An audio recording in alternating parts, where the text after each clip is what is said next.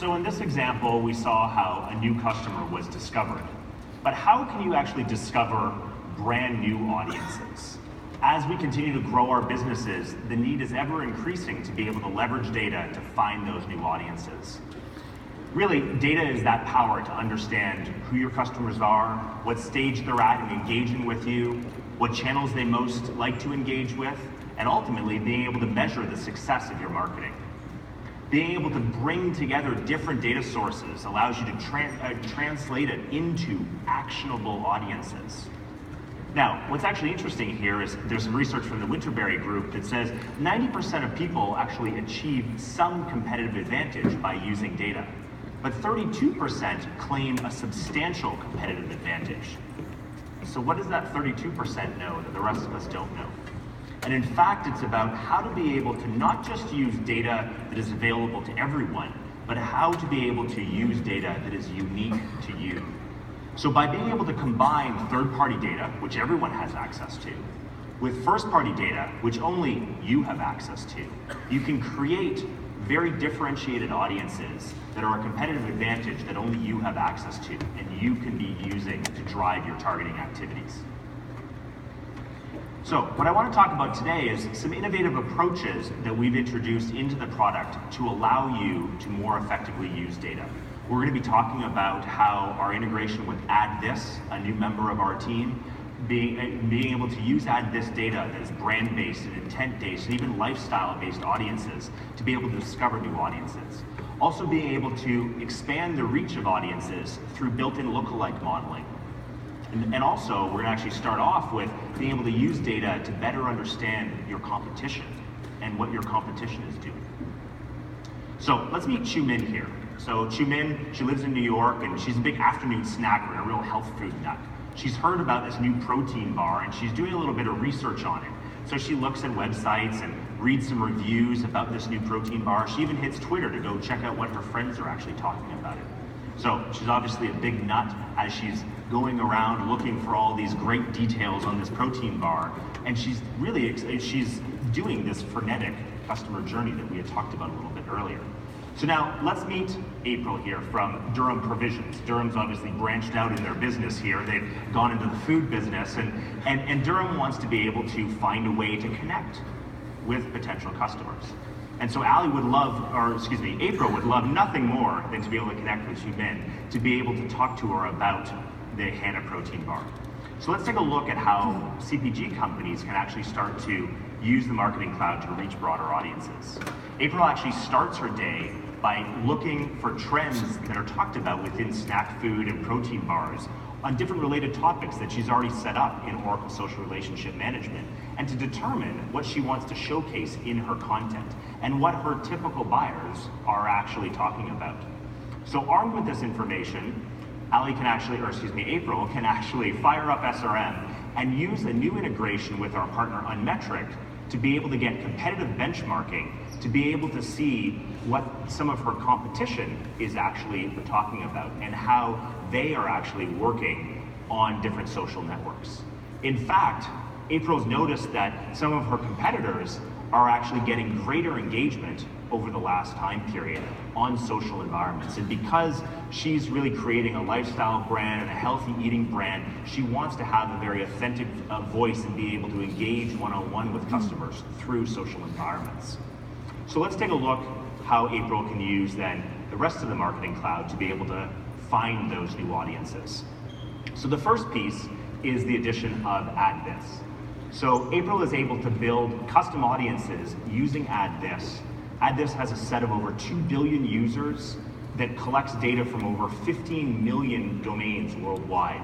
So not only is it a North American data set, it's a very rich, global data set as well. And being able to use all of this information, she's able to build up some really interesting audiences. So let's take a look at that.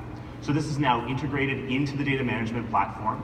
April's able to go in and actually create this new audience. We have a new app extension framework that's available in the data management platform that we've used to actually integrate AddThis into the DMP. So she's going to attempt to go build an audience here, And what she wants to be able to do is find people who have been searching for or reading articles or engaging with content related to Hana protein, whether it's Hana protein bars or powder, anything related to her product line. But what she also wants to be able to do is add in people who have been browsing around on sites that relate to her competition. So now she can build this interesting audience that is a unique audience that combines both people who are interested in her products and people that are interested in the competition. She can test that audience, and she notices there's 24,000 different profiles that she can go target with this. So now she chooses to actually activate that audience and put it into the data management platform. Now, what she wants to do is she wants to take that 24,000 people that she could go talk to and actually expand that. And she wants to be able to grow that with an understanding of not only just online data, but also being able to combine it with offline purchase information. In fact, Datalogix, another part of our whole family here, has access to over $3 trillion in transactional data to allow marketers to get a much better understanding of both online and offline purchasing behaviors. Then being able to take that data and build lookalike models to find new customers that she can actually go reach. So let's take a look at what this would look like. So the first thing that she does is actually create a new lookalike model in the data management platform. So she's going to create the new model, she's going to give it a name. Now she needs to select what we call a signal audience. This is that seed audience that she wants to find more people who look like this. So this new model has been successfully created, and now what she wants to be able to do is actually create an audience with that. So she's going to take the original audience that she created with AddThis here. So this is you can see the ad list there. You've got the protein bar conquesting campaign, and then she's going to add this additional lookalike audience to grow her audience. You can see now it's grown to 3.4 million profiles. She's going to save that and then actually create the campaign. Now, because she's focused on being able to engage in the social environment, because she wants that authentic voice, she's actually going to take this audience and activate it into a Twitter campaign. So she gives the campaign a name to be able to send it over to Twitter so she can identify it. You saw a whole host of different channels that she can activate this data set in, whether it's through social or search or video or mobile. But let's just carry on with this example within the social world. So she logs into the Twitter platform, she creates a new engagement campaign that she wants to be able to reach out with more people so she can put her information in front of people that she doesn't yet know about. So she gives it a name, of course, to be able to name the campaign so she can find it again. Now she's going to select her audience. And most specifically, she actually wants to go select a tailored audience. So this is the specific audience that she's created out of the data management platform and now made available in Twitter to be able to actually target. So now she's actively running the social campaign that's promoting her activities. So now, as Chumin is going back into her social feed and looking through Twitter, she now has a promoted post that specifically talks about the benefits of the Hana bar. So what we've done here is allowing you to really understand how... John, hold on. Was there more? I think there is more. Really? This particular topic has something that we want to announce.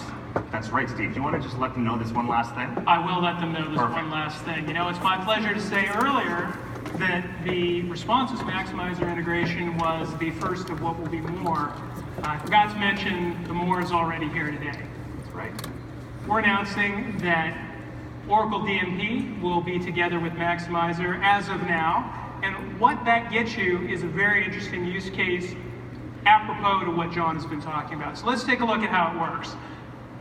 Ann Smith, once again, coming to our aid in illustrating this.